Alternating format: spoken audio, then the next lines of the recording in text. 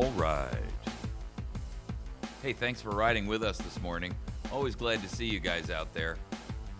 You know, I can watch traffic that jumps up on our website, and I can't see who you are or anything along those lines, but I can at least tell what cities are watching, and always interesting to see that. I see we've got some folks visiting from Montreal this morning. Welcome to you in Montreal.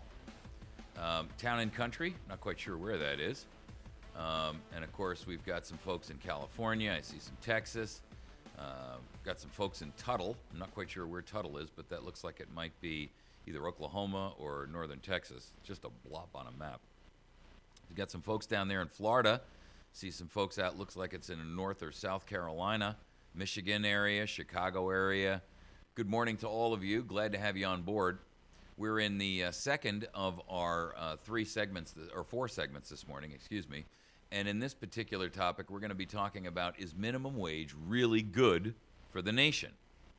And this is a follow-up to our last segment about Social Security having been squandered and stolen by these carpetbaggers and these contemptible scoundrels in Washington who have essentially, the analogy I draw is it's like the drunken lout of a father who has raided his kid's piggy bank. The kid has been faithfully dumping his hard-won earnings and change into there in the hopes that one day he'd be able to buy a car, put himself through school, because he knows his drunken father is a waste and is never going to be able to do it for him.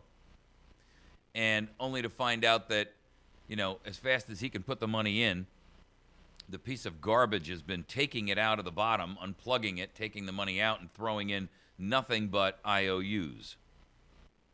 Ladies and gentlemen, the people in Congress who have done this to you, the Social Security Trust Fund is what they call it. Trust Fund. I want you to contact anyone who you know in a position of authority in the legal community and say to them, what would happen if you took your attorney trust fund, where you deposit clients' money, and you were to just borrow some to go out and buy a car? Yeah. He'd be disbarred and he'd end up in prison. The truth is, if we had any courage as a society, we would rise up in massive peaceful civil disobedience. We would march on Washington. We would grab these contemptible scoundrels. We would grab these carpetbaggers, these louts, and we would eject them from our society with a permanent label of dishonorable discharge. We would bar them from ever having public service or public duty again, and we may well exile them from the nation as a whole. Frankly, nothing would be more fair. Now they want to go out there and say, well, it's not enough that we're receiving record tax revenue. It's not enough that we are invading every aspect of your life, from what kind of light bulb you can burn in your house to what kind of toilet paper you can use to wipe your butt. In fact, we're not worrying about the piddly things like that stupid Bill of Rights you all rely upon. We've got the EPA out there telling you what you can and cannot do with your property, what you can grow and what you can't grow through the FDA and the USDA. It's not bad enough that they're doing that. Now they're going to go after the actual golden goose itself, small business. There's a brand new study out there, and if you've been watching the news, you know that there's this push on for an increase in minimum wage, which, if I'm not mistaken, it's $7.25 an hour. And the president has come out and with another executive dictatorial order that has no constitutional validity, nor any right to exist, which, by the way, therefore nullifies his right to exist as president and as a human being, because he's guilty of treason and traitorism. But beyond that, he's made a declaration that he's going to unilaterally raise the minimum wage. And he did so by saying, and he did it in this big show. Well, you know what? It was all a scam and a sham. He's a patent liar. In fact, he's actually a pathological liar. He doesn't even know when he's lying anymore. You know what he did? You heard about what he did with the unilateral change, right? Okay, so here's what the unilateral change was. He said, we've raised the minimum wage to $10.25 or whatever, the $10.20, whatever the number was. And we've done that across anyone who gets a federal contract. Look at it. Look at the example I set. It was all a sham and a lie, folks. You know what he did? It's only for any new federal contracts, number one, not any of the existing ones. And it only pertains to certain types of contracts. The whole thing has got so many loopholes in it, you could drive the state of Rhode Island through it. Like everything else that comes out of this president's mouth, it's a bald-faced lie. You know, this is the kind of guy that if he were to, appear in your living room and assure you that it was daylight outside, you would have to literally go to the window and pull the shade up to check, because you could be assured of one thing: he's probably lying. Now, there's a brand new study out that shows that in the event that they do jack the minimum wage nationally to whatever the number that they're, throwing around, that 38% of employers will lay off workers if minimum wage is hiked. So, let's understand what that is for a minute. 38% of employers are going to lay off off the workers that actually survive on the minimum wage. So, the theory here is, well, we can get a good political snippet for the news out of this, but we're not going to worry about the fact that 38% of the employers out in the country are going to dump these workers who are actually getting the minimum wage. So what? No wage is better than minimum wage? Is that the theory? I mean, justify that. Explain that. This is a study that has found that 38% of employers will lay workers off if the increase is done as Barack Obama has proposed. I don't even like to use the word president in front of his name because it gives him more credit than he's entitled to. Express Employment Professionals, it's the nation's largest private staffing firm. They surveyed 1,213 different business owners and human resources professionals across the country. And they asked them if they would, what would be the impact if minimum wage was increased. 54% of the survey participants said they would reduce hiring. Really now? 54%, clearly a majority, said that they would, and if you go by the Obama administration's thinking, a 54% is a landslide majority. 54% said that they would reduce hiring, and get this, it gets even worse. 65% said they would go even, it would be even worse than that. They would raise prices on the goods and the services that they provide and produce. So, here's the deal. Not only are 38% of all employers going to start firing people, these same people who live on minimum wage, but out of that, 54% and 65% say not only are they going to fire people, but they're going to raise the price of the products that they sell, which is going to cost the rest of us even more. How do you justify that? How do you rationalize that? I mean, it's insane. I'm not suggesting that people at minimum wage, well, first of all, let's understand something. The real number of people that are actually working at minimum wage is really a very, very small percentage of the overall workforce. What you have to realize is that minimum wage is almost exclusively used for jobs that are, at least prior to Obama's unicorn flatulence utopian fantasy being instituted as we speak. But up until the past, 8 or 10 years, the idea of a minimum wage job was that it was your first job. It was the job that you began with when you had no experience. It was a job working in a fast food restaurant or pumping gas at a gas station or working as a clerk maybe in a local hardware store or, whatever the case may be. It was the job that the 16 or 17, 18, 19, 20-year-old kid took when it was their first job or they were working their way through school. It was not intended to be a career-based position. Your job as an individual is to seek to accomplish your highest and your best, not remain in a minimum wage job indefinitely forever.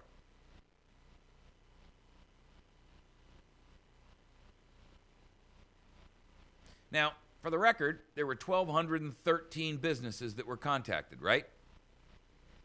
Out of those 1,213, only 213 of those that were surveyed pay their employees minimum wage. The rest of them are already above minimum wage. So 1/5 of all the employers actually pay minimum wage.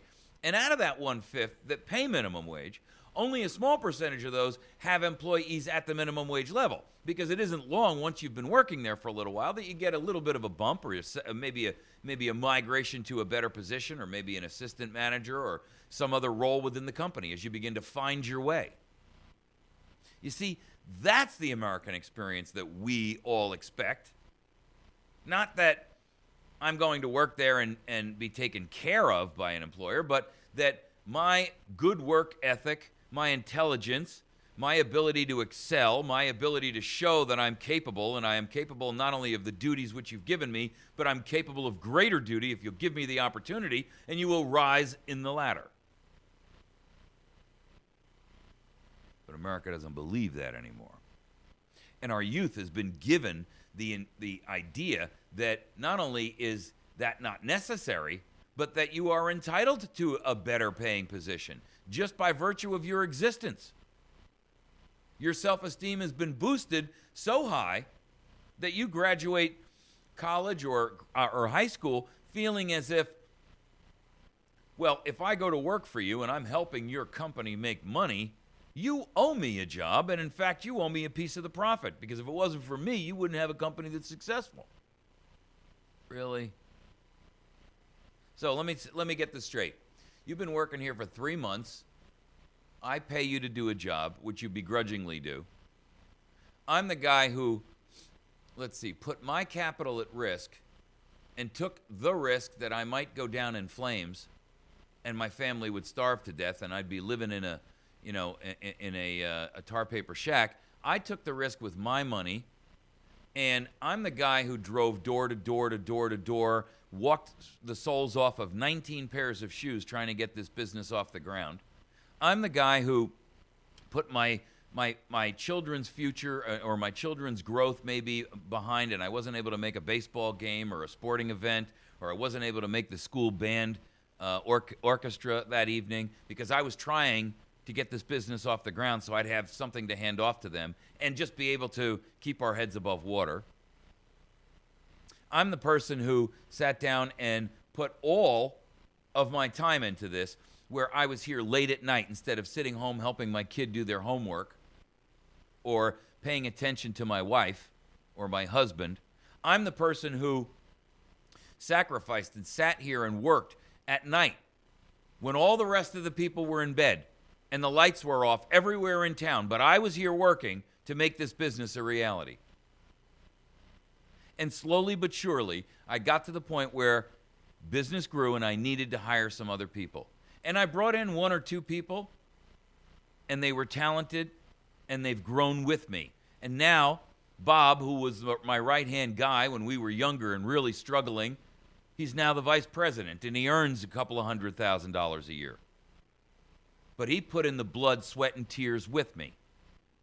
And that's why he gets a piece of the company. Not because he showed up and his 11th grade teacher told him, you have to have self-esteem because you are worth it.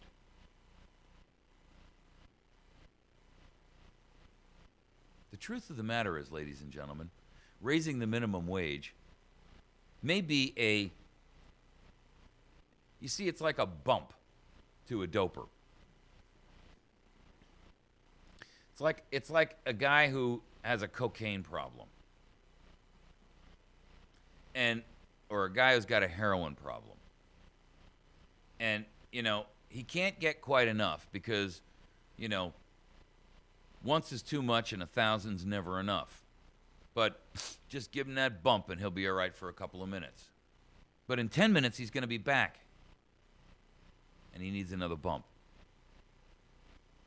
The problem is really not with how much money you earn in this country. The problem is with the vast majority of Americans who think that they don't have to work at all and you owe them just because they can fog a mirror. The problem is with our youth, and it's with our parents and our teachers. And our parents and our teachers have utterly, tragically failed our youth. Because they've given them the impression that if they just yell and scream loud enough and stand around with a poster, they'll get what they want. If they whine, if they pound their hands and feet on the ground and throw a temper tantrum long enough and loud enough and hard enough in their $100 sneakers and their $80 blue jeans, they'll get what they want. Tell you what, I live in an area of the country that is very modest in its income. And I know kids and see kids who, in my own community, who I see work very, very hard. And they come in and they don't buy $200 pair of boots or $80 pair of blue jeans. In fact, I know a lot of them actually go to the secondhand store and they buy them off the rack for $2. And they have to pick through them fairly carefully to make sure that the last guy didn't wear out the seat or the knees. And they don't go out and buy a pair of pants that have the knees pre-worn out so that they look slick. And they show up early and they go home late. And there's no clock to punch. But they're working hard at it.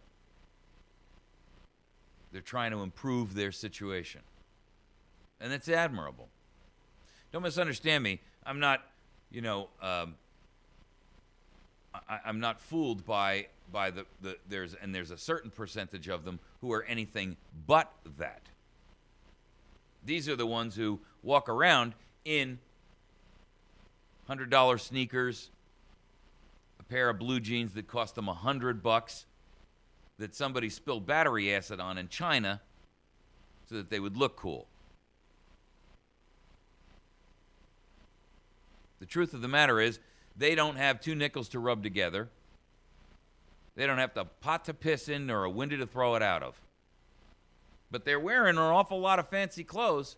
They're driving a car that's 8 times their net worth with a monthly bill that they're borrowing from mom or dad. They living at home. Whatever excess money they got, they're drinking up or smoking up or snorting up. And these are the ones who, when they do get a job, they work there for the required, 18, 19, or 2 months or whatever the heck it is. And then they suddenly get fired. And they're the first ones to race right down to the work office and say, well, I got fired from that job. I want to file for unemployment. Or they're always looking for a way to be injured on the job or disabled. I see young people in my own community, and I'm talking young people. I'm talking about in their 20s and in their 30s, who I watch them walk into a store and they don't limp. I watch them pick up a box of heavy stuff, no sweat, and they're on disability. And it makes me ill. And then I see people who truly are disabled but are unwilling to sacrifice their own self-respect and integrity and their honor. Or they just think, you know what? I can get along without it. I can do this little thing here and I can make a little bit more than I'd get from them, so I'd rather have the little bit more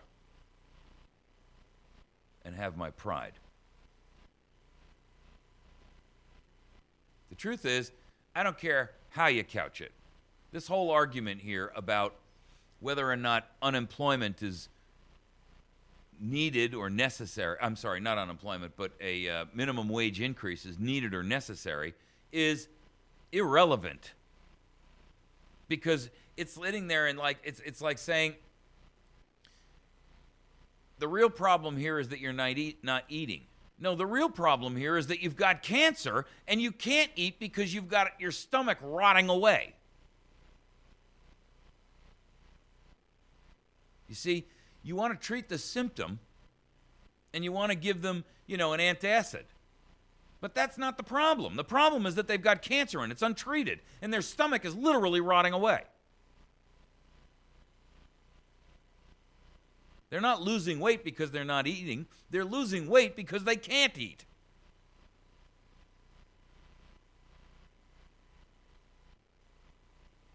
The problem here is not, should we give people more money for the same work? The problem is that no one in this country anymore seems to have a belief that a work ethic is necessary. And so they stand around with a poster that says, gimme, gimme, gimme, more, more, more. It's an old song from James Taylor that's got a line similar to that.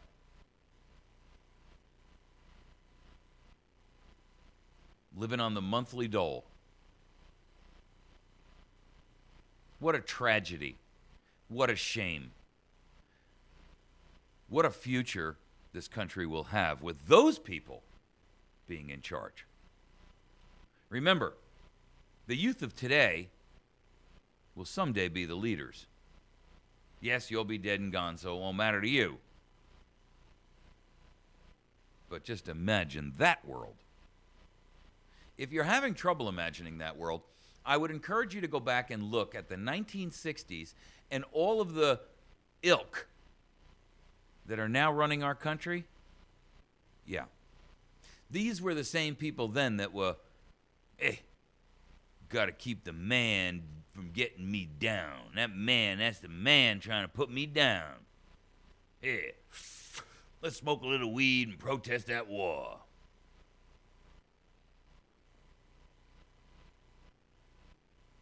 Those same people are now running our country. And that's why we're in the trouble we're in. Hello? All right. We're going to take a break. When we come back, we're going to tackle our third topic. A nation of secrets is a nation racing towards tyranny. We'll be back in just a minute.